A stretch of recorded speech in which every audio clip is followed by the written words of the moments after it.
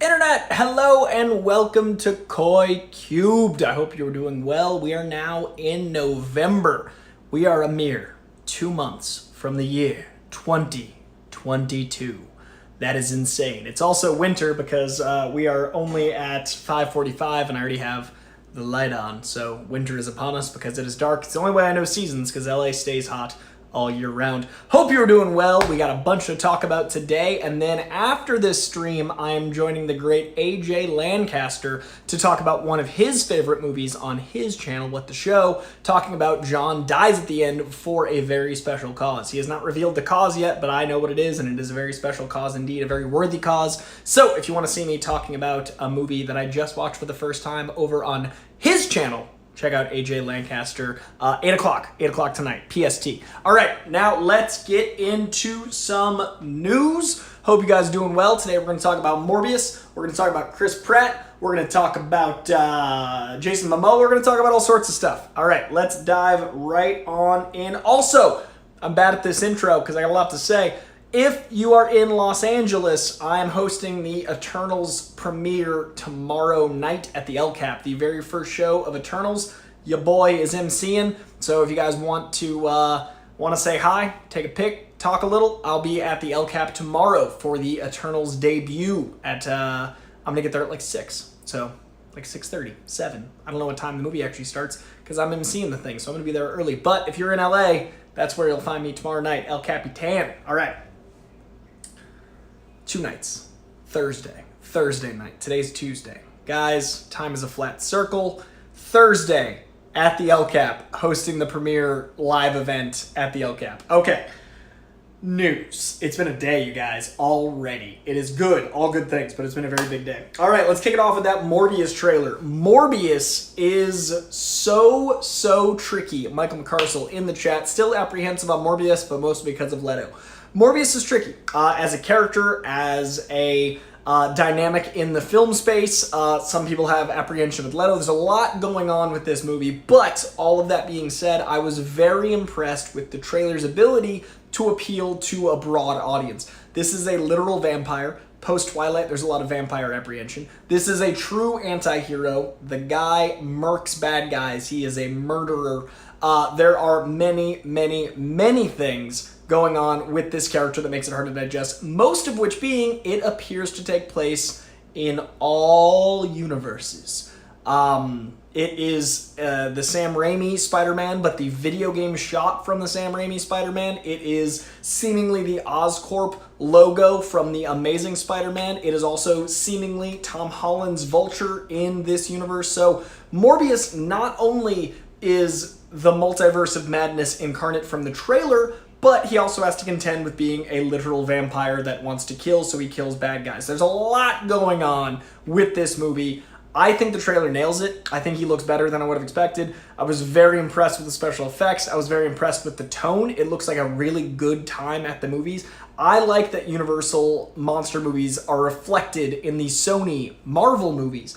I think what Sony's doing to differentiate themselves from Marvel or DC or other comic book companies in making this shared universe is delightful. I am a big fan of this tone. The movie looks like a lot of fun. The cast is insane. Not only do we have Jared Harris, but we've also got, obviously we saw Michael Keaton in the trailer. We got a quick shot of Doctor Who himself. I'm very invested in the insanity of what this movie is going to be. So we will see. Time will tell. I was impressed by the trailer. If you guys haven't seen, I did a trailer reaction with The Real Rejects. I saw someone in the chat a second ago, I didn't catch the name, sorry, asking if I would ever do trailer reactions. I'm not one to do them by myself. I like sharing the excitement with The Real Rejects. Maybe one day, but for now, I really enjoy the thrill of joining them in that. Maybe one day though. Like there's got to be a potential in the future for me to do it on my own. But for now, I like teaming up with them, but I appreciate you wanting to see me do my own. That means the world to me. All right, so check out the Morbius trailer if you haven't. I will be there opening night. I'm very excited. Obviously, this Sony universe is insane. We've got No Way Home coming out. We've got Morbius coming out. We've got Kraven coming out. We've got all sorts of insanity. Time will tell. I dug the trailer.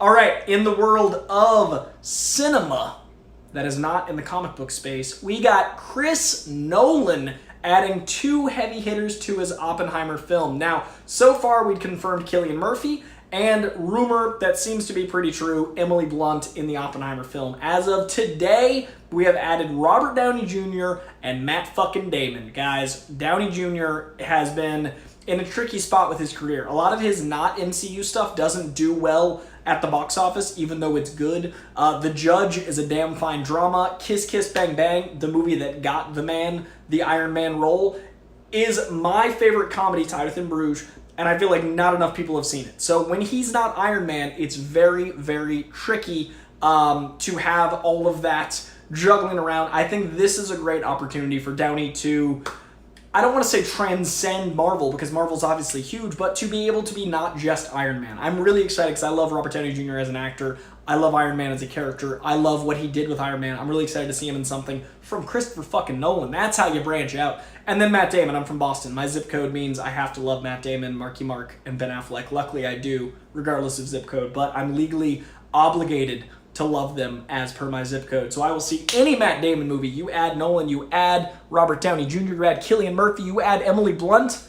I don't care what the movie is. It could be about reading the dictionary. There's a movie about writing the dictionary that's actually really exceptional with Mel Gibson and Sean Penn. So when people say, like, I'd watch them read the dictionary, there's a really great movie about writing the dictionary. So it feels like a trite thing to say. But I stand by it.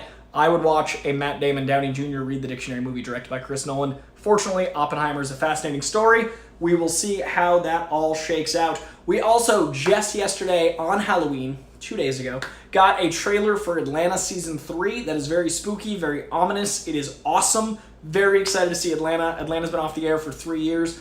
Donald Glover's been making some magic with music and other things. I'm ready for the return to Atlanta. The teaser's only a minute long. Again, it's very ominous, a lot of visuals, a song, more of a mantra, a chant, but all of it is very much my shit. I'm very intrigued. All right, those are your first 3 news stories. We're going to come back and talk about Snyder's Rebel Moon after I check on the Streamlab, because last time we did this show on the 26th, I missed one of the Streamlabs, so we're going to open the show with it today. It is from Scott Welsh, who I saw in the chat a second ago, who says, there's a Spider-Man movie coming out, a 3-hour Beatles documentary by Peter Jackson coming out, but all I can think is it March 4th? Hashtag Batman. You know what?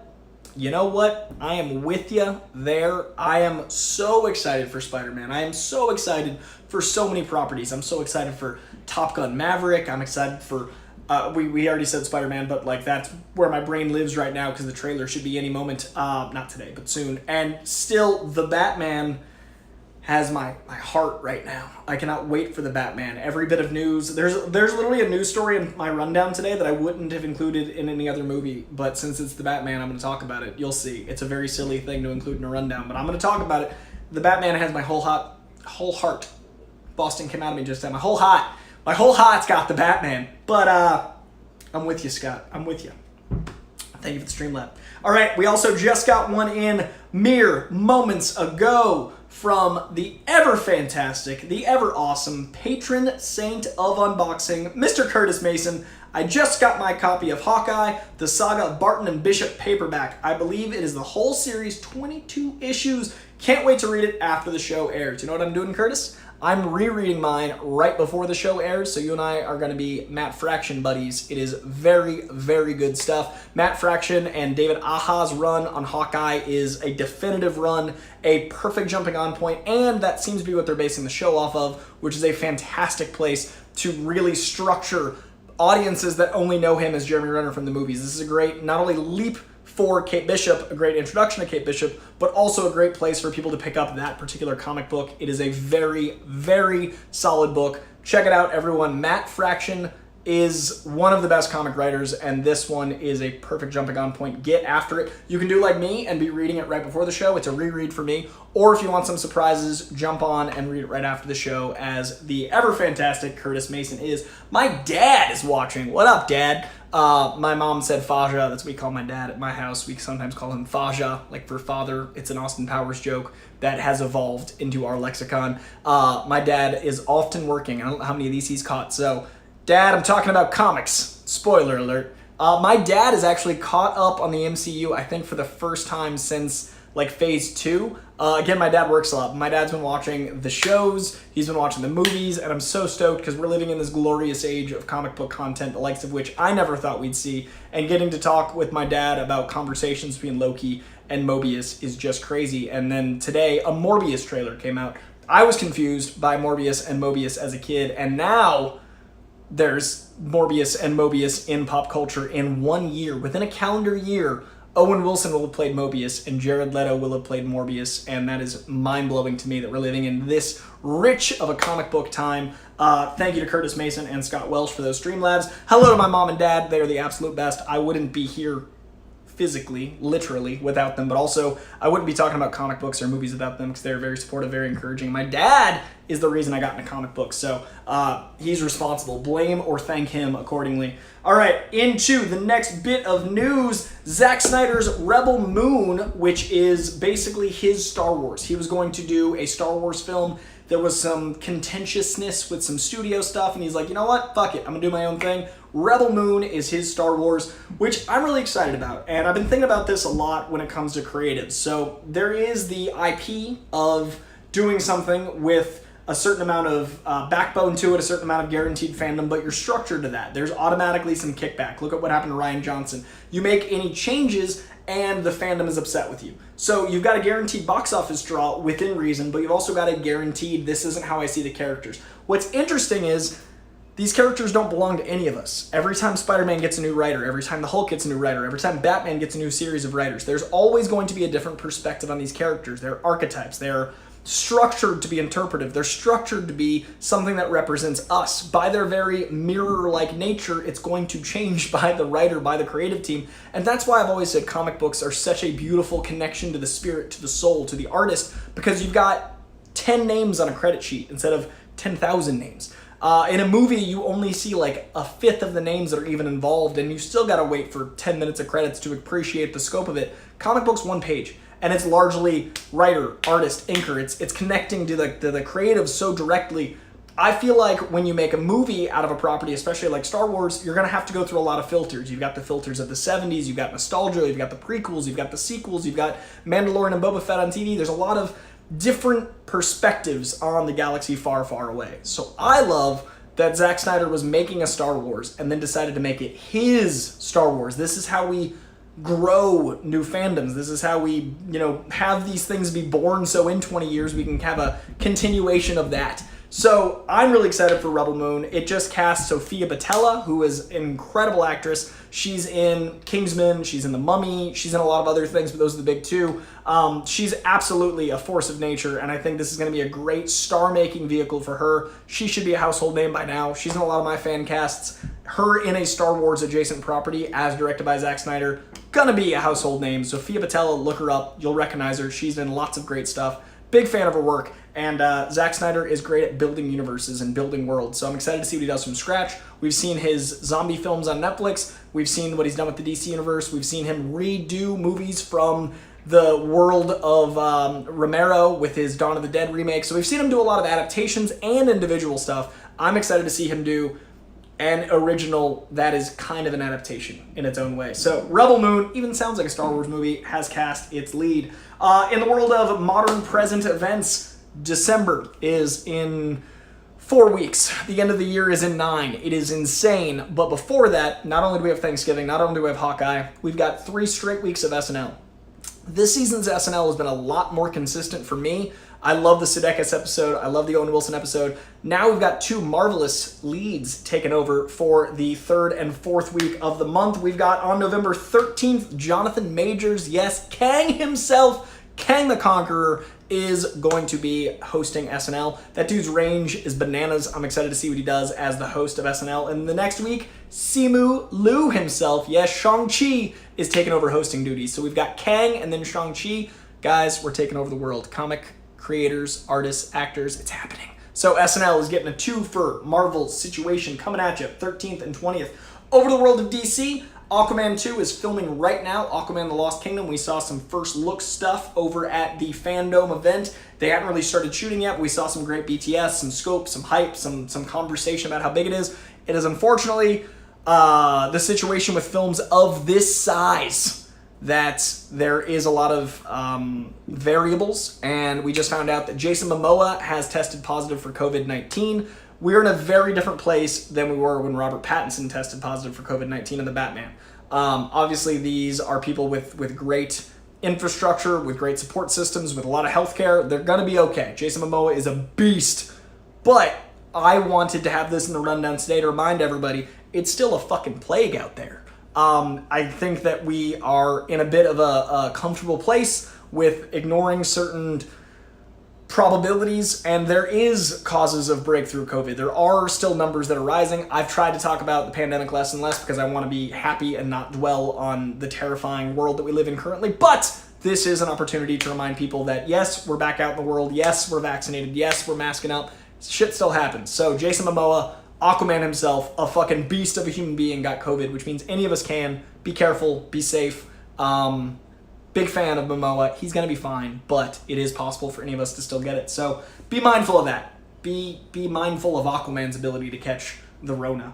All right, over to the world of Ted Lasso. Probably my favorite of the modern comedies, hard stop. Probably my favorite comedic show in years is getting an original song from Ed Sheeran.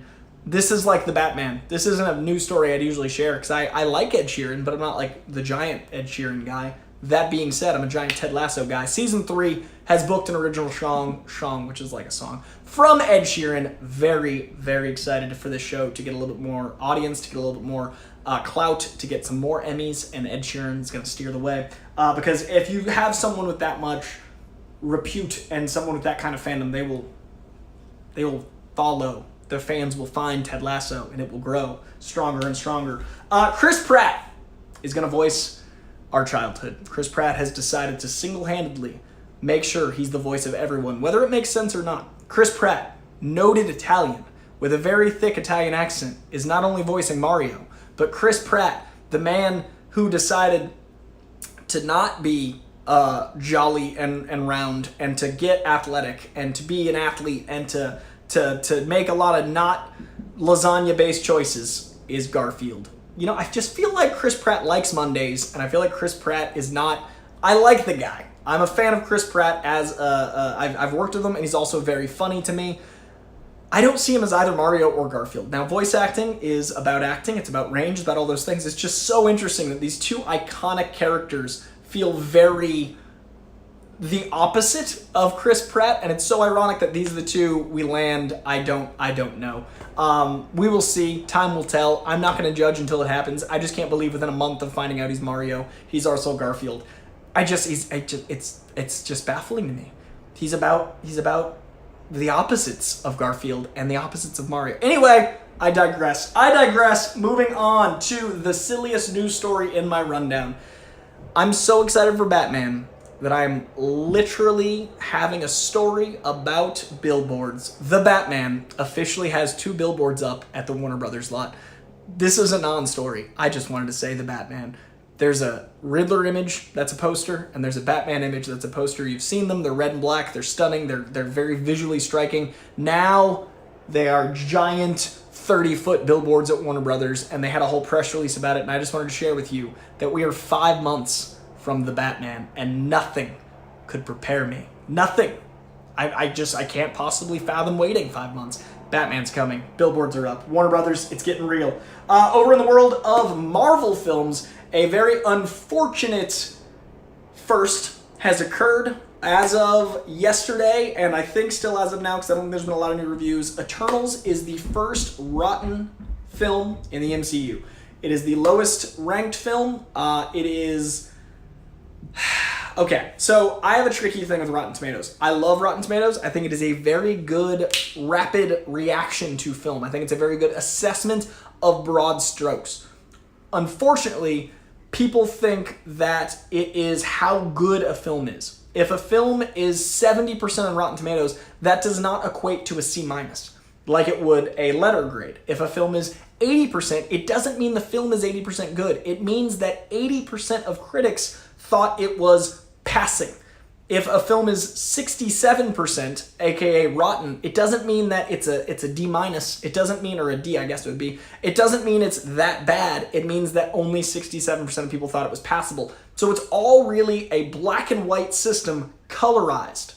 So it's like those old black and white photos that you colorize to give it the quicker interpretation in modern audiences. It's not necessarily utilized correctly by the masses. So with all of those caveats aside, I do think there's a really tricky situation with Eternals where it is a movie that is bold, that is not the MCU formula, and it's exactly what people have been asking for, is for Marvel to take a big leap and to take a big chance, and then as soon as they do, it's gotten this kind of response. I was not actually all that big on Chloe Zhao's most recent film, Nomadland, which got Best Fucking Picture. I'm not like a devout Chloe Zhao person like a lot of these critics are, but I am a Marvel fan that did not receive a Marvel film. There's Marvel elements, absolutely, but the movie itself is bold, brave, and weird, and it's a think piece. It is a $2 million movie with a $200 million budget. I don't know if these critics are judging it off of the wrong optics. I don't know if critics are going at the wrong perceptions. I don't know why this film is rated this way. It is certainly not the lowest Marvel film, and it is certainly not rotten. This movie is in my top, I think, 12 Marvel films out of the 30 properties. This is the 31st property with the shows. It's in my top 12. It's in the top third for me. I'm one person, one opinion. But there's no reality where this is a rotten film. So I think we really need to look at our Rotten Tomatoes optics just to understand the actual system itself, and I think we also need to see the film for ourselves. So please, if you're a fan of mine, if you're a fan of the show, if you're a fan of what I talk about, please give Eternals a chance. I want more films like this. I want more think pieces. I want more films that are introspective and meditative and about big ideas that happen to be in the Marvel Universe that let us digest these big ideas. Loki is a very ponderous thing. I don't know how critics would have responded to that theatrically. This is really important to me. Give it a chance is all I ask. Please just don't acknowledge that as your reason to or to not see it. If you want to check out, I did a non-spoiler conversation debate with Greg over at The Real Rejects. Greg and I had a long talk. We avoided all spoilers. The only things we talk about are things in promos already out. So I would recommend checking that out if you're at all interested in my take and long-form me and Greg debate. But I really, really encourage you guys to go see Eternals for yourselves. And again, all of that being said, I found out I was doing this thing with Eternals more recently than I'd seen it. I am doing the emceeing of the Eternals premiere. I am hosting the big debut of the film at the El Capitan. But all of my thoughts I'd given about the film, I gave 2 weeks before I found out I was doing this. So I want to give those two thoughts as separate entities. Yes, I'm invested in the film. The reason I'm doing this is because I want people to go see it. I'm not saying it's good because I'm doing this, if that makes any sense. So please see the film. Let me know what you think. Also, if you happen to be in LA, El Cap, Thursday, I'm doing the big debut of Eternals, and I'm very excited because I love the movie, and I'm excited to be there with people seeing it for the first time. I can't wait to see it with a real audience. I've only seen it with press, and I've only seen it like with people that are going to be working while they're watching it. I'm really excited to see it with like fans. So for what it's worth, I loved it. It is an A- for me. And I'm very excited to be working with Marvel again to host an event to MC at the El Cap, because I love the El Capitan and I love what the Eternals represents. And I also I didn't think I was going to go here, but I'm going to go here. I also think it's a really important film for what it is to people that don't often get the opportunity to see themselves on screen. I think that the Rotten Tomatoes score on critics is low, but I think the fan side is going to be even lower because of a lot of mean-spirited, not actually having seen the film, reactionary folk. There are all kinds of people represented in this film, and a lot of people that look like me don't love that all kinds of people are getting the spotlight, because I think there's just this really, really tricky thing with growth and maturity where people have had something in a way for a very long time and they're uncomfortable feeling like they're losing control, but it's a broken system because not everyone looks like the people that are on screen. We need to make sure that everyone is represented. So I love the Avengers, obviously, but the entire team being like 6 white dudes named Chris is, I'm obviously being hyperbolic, but that is going to be something that can't endure. That's not what the world is. So I think there's going to be a lot of mean-spirited people that are taking out their own notions of reality on the film. All types of sexuality are represented. All races are, not all, many races are represented. Many sexualities are represented. Many different forms of the beauty of humans. The tapestry of humanity are represented in this film. And that makes people uncomfortable, not necessarily good people. So mind your optics. And also if you find yourself using buzzwords and attacking things out of a place of otherness, think about who you're lumping yourself in with. Like, think about I tweeted the other day, if I see the words like SJW, virtue signaling, there's a few like strong words that are just buzzy for like a dog whistle for certain types of zealots, and I usually just stop reading there. So it made me realize like some people don't even realize what those words trigger associatively. So just think about what you're putting out there as you experience this film and try to experience it for the beautiful first that it is. And it shouldn't have to be a first, but it is in so many ways. Okay, in rant, See Eternals. I loved it. I'm really excited to be teaming up with Marvel to present it. And I want to hear your thoughts. So after you've seen it, leave a comment here on YouTube, here, and let me know what you guys thought. And if you don't like it, that's acceptable. I'm not saying you're wrong or you're a monster if you don't like it, but I do think that people aren't going to like it for bad reasons. You not liking it doesn't make you a bad person. I hope that was clear. I think it was clear. You guys are smart. You're in the koi pond. I have so few problems with people on this show as compared to the internet large because you guys are fucking amazing. So keep being amazing and think about what this film means to a lot of people. Okay, end rant, actually. End addendum to rant. Spider-Man on PS4, the Miles Morales game, is getting a lot of attention, which makes me think there's going to be a big push for it on Black Friday. It is a big old game that's been out for a year, so it's weird to have a whole new trailer come out. It's weird to have this big push from Sony. I think, one, the video games are going to tie into No Way Home in a way that's going to surprise people. Two, I think there's going to be a big sale on Black Friday. And three, I think there's going to be a big announcement at the beginning of next year about a Spider-Man situation with games and stuff. So, eyes peeled. Stay focused. All right, last bit of news is a rumor. Jim Carrey is rumored to be MODOK in the upcoming Ant-Man Quantumania and other films. Jim Carrey would be a delightful MODOK. He's already played Egghead in Sonic, which is a very MODOK-like character if you think about it. I want full tilt 90s Jim Carrey. I want insane Jim Carrey at an 11 being my MODOK. If that's the case, I'm all in. Patton Oswalt is a great MODOK. That show, he nailed MODOK. Show wasn't for me, but his MODOK was exceptional. That being said, I would also love to see another take from the insanity that is Jim Carrey, especially if it's like this new retro 90s Jim Carrey. There was a period where he was doing incredible drama work, but I also really love his Ace Ventura era. So I'd love to see that in a MODOK. We will see. All right, let me check on the chat, and then I'm going to boogie out of here. Remember, 8 o'clock, I'm teaming up with the great AJ Lancaster. It is his birthday today, and we're going to be talking about John Dies at the End. I was like, that's a spoiler, but it's the title of the movie.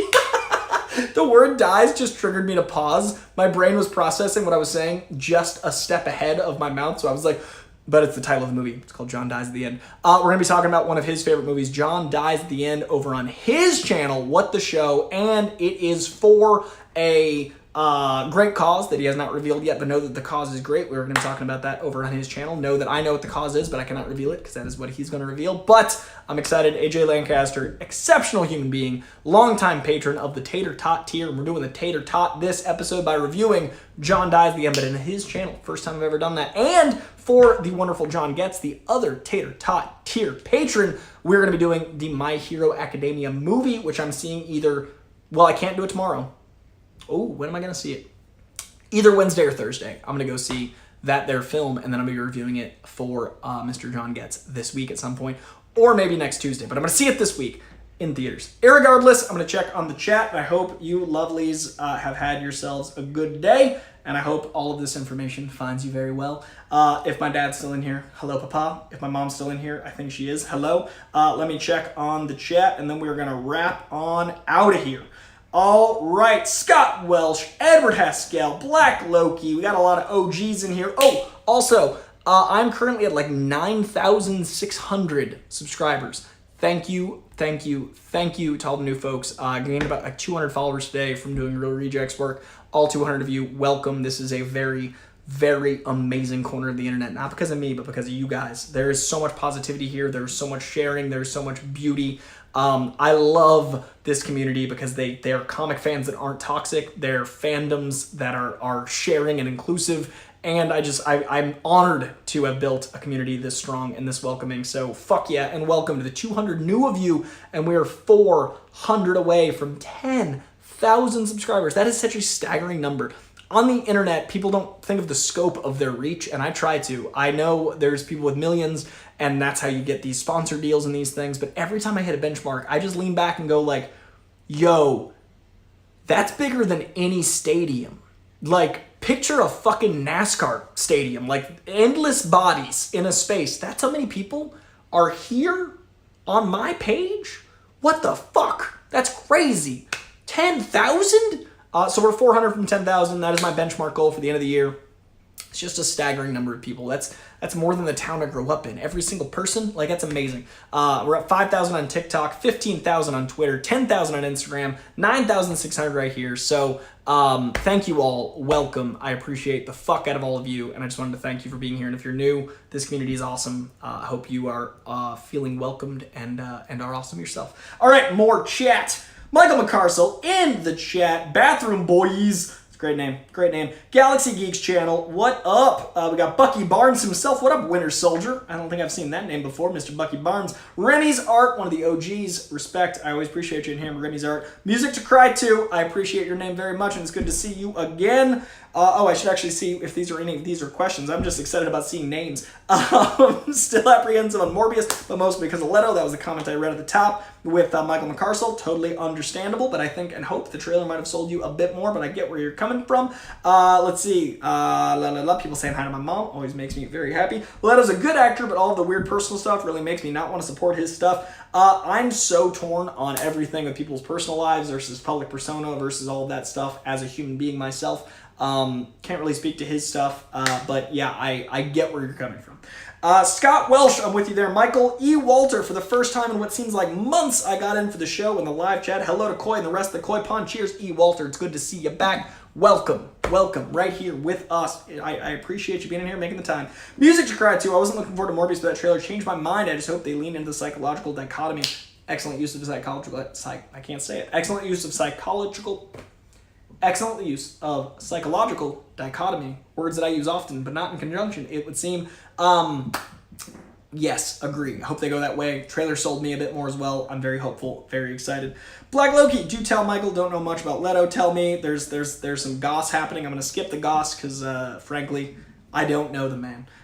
We've met, but I don't know him. I am here, Justin C. I respect any My Hero Academia reference because I am loving that show. Let's see. Correct me if I'm wrong, but isn't some kind of bat radar called echolocation? Also sonar. 2 names for it I've heard, but they're going with the more long-form approach. AJ Lancaster in the chat. It is his birthday. Again, we're doing a stream at 8 o'clock. Very excited for it. My mom, my dad's here. I talked about that a little bit. It's good to have him in here. Can't wait to see more Atlanta. Fox Hulu is killing it. FX Networks is, I think, the best, most consistent network on TV. Atlanta, one of the best shows, period. Dave, genius. 16 seasons of Always Sunny in Philadelphia plus their original content. Like, good golly, Miss Molly. I mean, those 3 are all original content, but they've got a lot more. And I think them and Apple just crushing it. Crushing it. All right, Eric Z. Sup, Coy? Hope you had an amazing Halloween. Rest in peace to Jerry Remy. Who's Jerry Remy? What? Jerry Remy? Hold on, let me look up who Jerry Remy is. I missed something. I did have a great Halloween. But I'm gonna... Oh, the broadcaster. I thought that was short for Jeremy Renner for whatever reason. Yes, rest in peace to the late Red Sox player and broadcaster. Yes, thank you. As a Bostonian who's casual into sports, I knew the name but didn't know the context. I cannot pretend to be more of a Boston sports zealot than I am. That's unfair to real Boston sports zealots, but I appreciate the sentiment because I did know that one, and Boston definitely feels it. Let's see. People deleting some stuff. I don't know what's going on.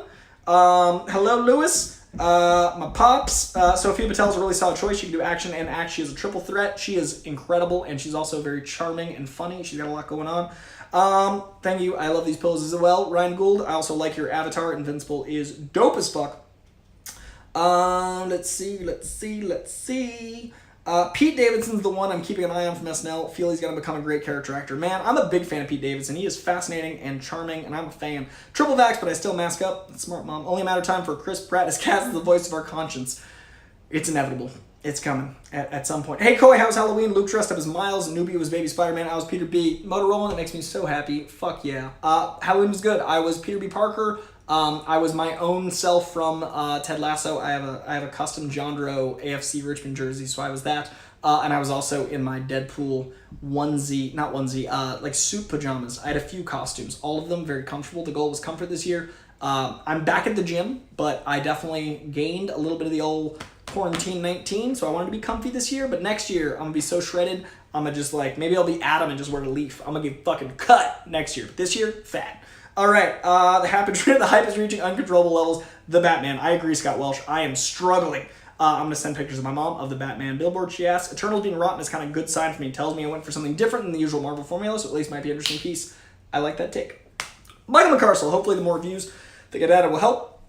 I know most moviegoers don't understand how Rotten Tomatoes actually works, but I can still hurt a movie. That's why I try to spell it out, because I agree. Most people do not get what it actually is saying at you. It's not an average at all. It is a plus-fail system on a macro scale that is then put into a system that kind of allocates those plus-fail, but not clearly enough that people get it, which is a bummer because it's a great idea. It's just people haven't read it right. It's like reading a language kind of right. It's like conversational French, but you're missing the nuance. Anyway. AJ, I've been hyped for it. Eternals has been what I've been hoping for from blockbusters. I think you particularly are going to dig it. AJ, the more movies you recommend to me, the more I think I get your style. I think you're going to love Eternals especially. Kind of glad they let Richard Madden keep his natural Scottish accent. He doesn't sound like an overblown stereotype. Good to see some good Scott rep. Dude, I had the exact same thought with my boy Barry Keoghan playing an actual just Irishman. He just got to be Irish. And it was lovely to hear just the Irish lilt, that beautiful song of Ireland in a character without it being a cliche. I completely agree. Still going to see Eternals and form my own opinion. You're goddamn right, E. Walter. Congrats on the hosting, man. Thank you, G. Kova. I'm honored and very excited to be hosting it with Marvel and Nerdist.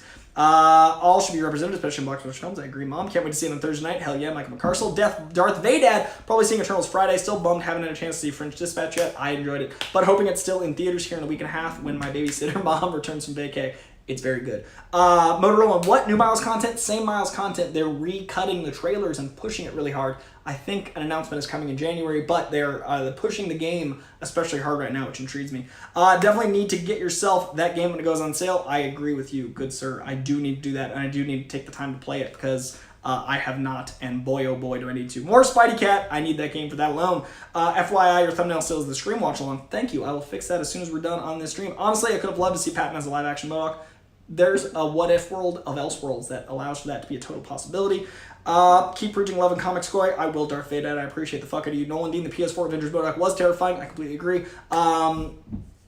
Oh shit! Apparently AJ was pocket messaging. That's what was deleted. I was like, AJ's a good dude. I don't think he's swearing or saying bad shit. I was wondering why all those deleted. Now it all makes sense. Excellent moderating, Mr. Lewis Cox. Coy, I was introduced to you from the Collider days, and I'm so glad you're going strong on your own. Music to cry to. Thank you. I'm only going to keep growing this channel, only going to get bigger. I got a lot of ideas, and I got a lot of cool announcements. If they come together by the end of the year, things are gonna go crazy in 2022. I can't talk about it yet, but stuff's cooking. I appreciate that very much. Appreciate the understanding, man. Yeah. I was just about to message you about that, AJ, to see if you meant to do that. AJ's just talking shit. His pocket's talking shit. Galaxy Geeks channel, thanks much. Appreciated. I missed your earlier comment. Leto's vampire equals reality. Dude, the opening of that trailer of him just in the jungle, I'm like, that's how we found out about COVID. Jared Leto is just immortal and wanders jungles. This could actually happen. This is a documentary, frankly. Thanks so much for creating so much fun and interesting content. God bless you, Coy. Question for you. Is there a comic character that you still would really like to see on the big screen? So many of my characters have, but Mr. Miracle. I love Scott Free. We've never seen Scott Free on camera. He is definitely one I'd love to see. Ben Reilly is another one. I'd love to see Poison Ivy in a modern, more serious interpretation. The Beyonder. Kane. There's a certain X-Men. Mad Hatter. A lot of Batman villains. Yeah, there's still some characters left that I'd love to see. Hopefully that answered your question. There's a few. Let's see. A lot of happy birthdays to AJ, which makes me very happy. Everyone send AJ Lancaster some birthday love now that he's back in the chat. And remember, stream for a good cause, 8 o'clock tonight. May go watch a free screening of King Richard tomorrow. Hell yeah, let me know what you think. I'm excited for that one. Oi, Coy, my man, you looking forward to King Richard? I am. I was just talking about that because I saw your last comment. I am excited. Big Will Smith fan. Very, very curious how they handle the incredible Williams sister story because they are absolute forces of nature. Who do you think Bill Murray will be in the MCU? I think he is playing the gardener or maybe the champion. Check out my TikTok. I did a whole breakdown of why I think he's one of those two characters. I do think he's an elder of the universe. Again, my TikTok has a lot of exclusive stuff. If you want to follow me over there, you'll see it. Before anyone else, I will see Eternals on DVD Blu-ray. I get that. The world's still dangerous. Fingers crossed. Lots of love. Mephisto, man. AJ, we're going to get Mephisto. Kylie, welcome to the chat. Our newest patron, Kylie Petrano, in here. Met them in New York. Lovely, lovely, lovely meeting them. Backwards Coy, AJ accidentally hid Lewis. AJ! It's his birthday. We'll forget it. AJ, you gotta stop hiding people. We've talked about this. Aim for the moon. That's the plan. 2 Mondays till Eternals. Goddamn right. Again, Thursday, if you're in LA, I'm gonna be hosting that thing. Happy birthday, AJ. You're the best. The birthday deletes, man. That's real funny. I've seen Black Widow on DVD and I loved it so much. Very Mission Impossible, James Bond, Jason Bourne. I completely agree, Lewis. I liked it more than a lot of people. I would love to see the Chameleon Spider-Man villain on the big screen. Thoughts? We almost got Chameleon in Amazing Spider-Man. I think that's what they're doing with that Osborn henchman, bald guy, in Amazing Spider-Man 2. We did meet Dimitri in Far From Home. Chameleon is a very real possibility. He's been teased twice. Sony likes to use the characters they haven't yet that they've set up in other films, i.e. Lizard and Amazing Spider-Man after he was set up in Spider-Man 2 and 3. I think we're definitely gearing up towards Chameleon. My mom, remember the Hitch, Standee, head of Will Smith? I do, and I liked scaring people with it. Hey, Coy, how did you get into YouTubing? I've never been a YouTuber, so would love your advice on growing as a channel. I talk about stuff that I love, and I do it so loud people listen. And I've kept doing it, and people have hired me to do it, and then I've just started my own thing. I'm the worst person to ask advice for that for, because I've been doing this for 7 years.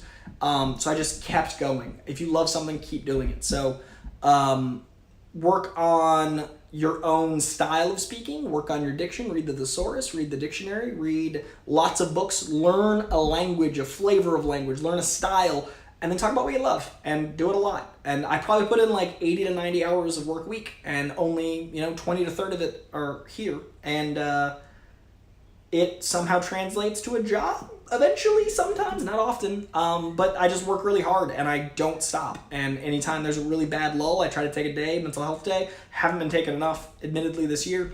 But I'm trying to take more because life's worth living as well as working. But I work so much that I have to remind myself to live. So it is a tricky thing doing what you love for a living, because then what you love is your living, and then you don't do things for fun. You only work, which is a pro and a con. So it's a slippery slope, but find something you love so much that you do it all the time, and then make stuff of it. Is what I'd recommend. Coy hid that standee in my minivan, so yes, I did hide Will Smith, the Hitch standee, in my mom's van to scare her, which was very funny, and then she hid it in my room, and it scared me. It was great. All right, I am going to boogie out of here. Went from rating Fantastic Four 36 to this stream. I'd like to see MCU handle Johnny Storm in a new and interesting way. He's a danger to others. I think that's a good sequel or third movie. You got to introduce him regular, in my opinion, because the first family needs to be a family before they're disbanded. In my opinion, that's how I do it, and I would definitely cast Zac Efron, especially after his nature show, because he is very much Johnny Storm right now. All right, you lovelies. I did enjoy that Boba Fett trailer, Mr. Jesse Swift. Jesse Swift in the chat. I just don't talk about Star Wars a lot because the fandom scares me, but I did enjoy it. I just don't touch it, that fandom. It scares me.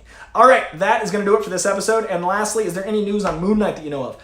They're filming it still, and 2 of my buddies are directing about half of them, and it is going to be bananas. I only know what you guys know, but I do know it is my most anticipated property, I think, on the TV side of things, because I'm a big Moon Knight fan, but I know nothing new, and if I did, I probably couldn't talk about it, because that would get my friends in trouble, but I don't yet. When I do, probably still can't talk about it, because I'm always getting in trouble. All right, that is going to do it, you lovelies. I will see you next week. I will see you tonight at 8 o'clock on AJ Lancaster's page. We're doing a birthday stream of John Dies at the End. I will see you tomorrow in your ear holes for Coycast, wherever you're streaming your podcast. We're back to weekly. We only missed 2 weeks, but we're back to weekly over on Coycast, iTunes, iHeartRadio, Spotify, all those places. I will be doing a review of My Hero Academia either this Thursday or next Tuesday for the great John Getz. I will also have my comic recommendations for you patrons up on Friday for this week's comics. I'm going to start reading tomorrow. Also have a bunch of Schmoedown matches coming out, and the Schmoedown Spectacular is in December. Also did a Real Rejects video reacting to Morbius, a nice 12 minutes. We cut it down from 30. Nice 12-minute reaction video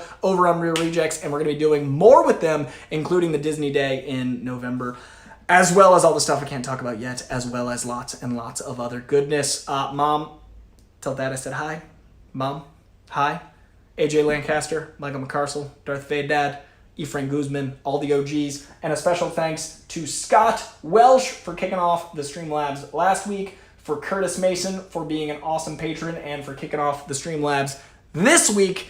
And I would love if you guys told me what you thought of Eternals. It is playing in a theater near you starting on Thursday at midnight or 9 or whatever, and then everywhere Friday, Saturday, Sunday. So let me know what you guys think of Eternals, and yeah, that's going to do it. Much love, y'all. I'll see you soon. Bye.